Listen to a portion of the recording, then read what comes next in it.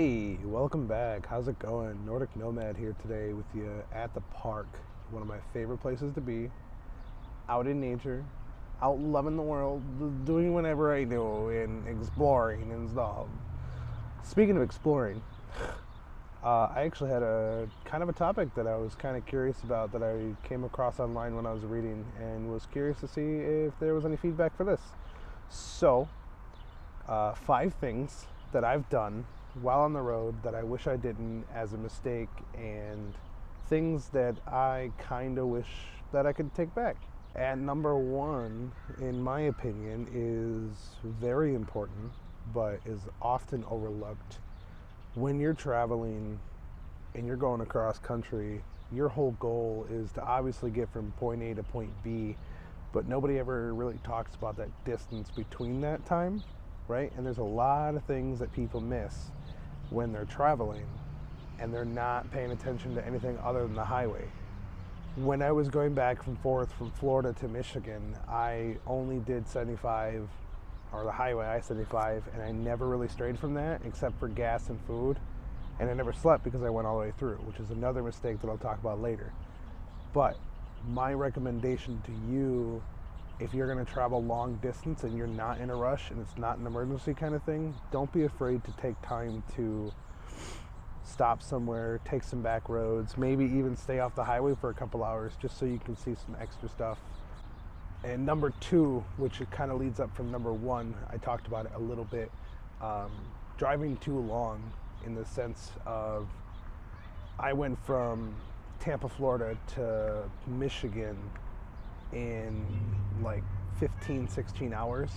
So I just drove all the way through, but I regret traveling all that way in such a short time.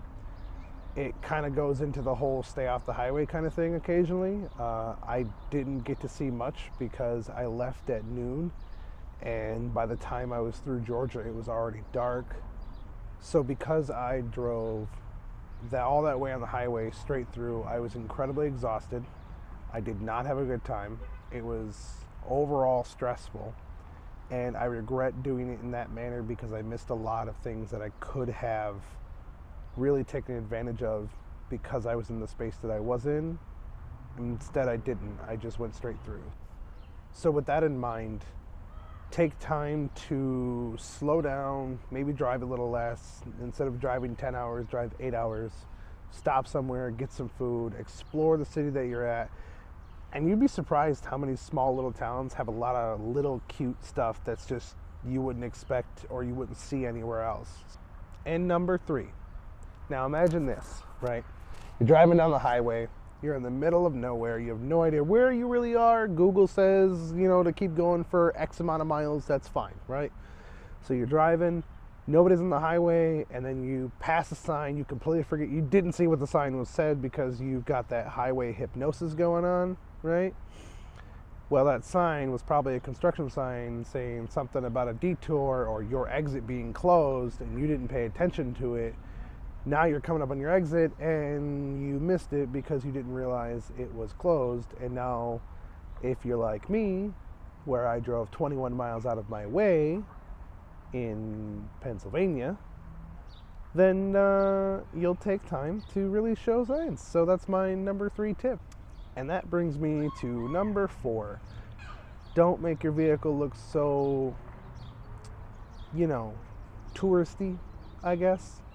My concern is not that people know that you're not from around there, but my concern is what they can see inside of your vehicle when you're traveling.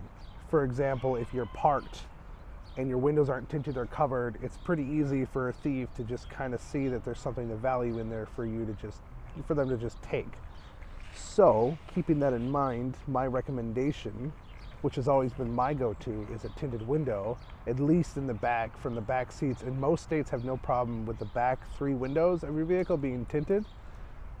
My recommendation to you is to go to Walmart and get some of those auto drapes that you can get, right, for the side windows.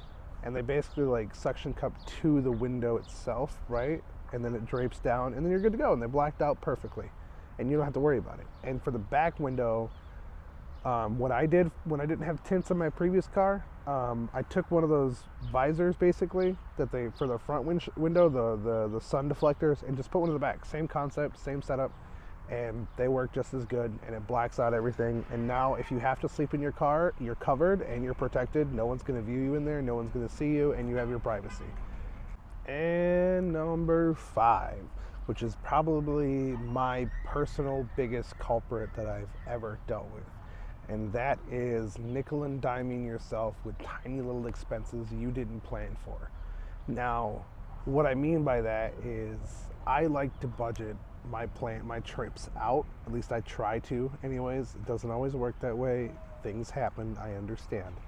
But, so when I budget out my plans right in front of me, I kind of take into account for the hotel or whatever else, the campsite, whatever I need, food, that sort of thing. Right, so you have your budget there. I typically find that a plus 20% usually is a safe, good route to go. Mostly because if you're not super strict with your budget, it can be really problematic in the sense that you're losing a lot of money there really fast because of extra food here, you bought a souvenir there, gas was a little bit more expensive than you thought. All I'm saying, and my tip to you, because I've run out of money on a trip before, is to bring extra money. And not necessarily in cash, because cash isn't always the best idea, but bring a little bit of cash in case you come across an event or an area that does not take card for some reason. So that's my 5 tips for you for staying safe compared to not being safe, obviously.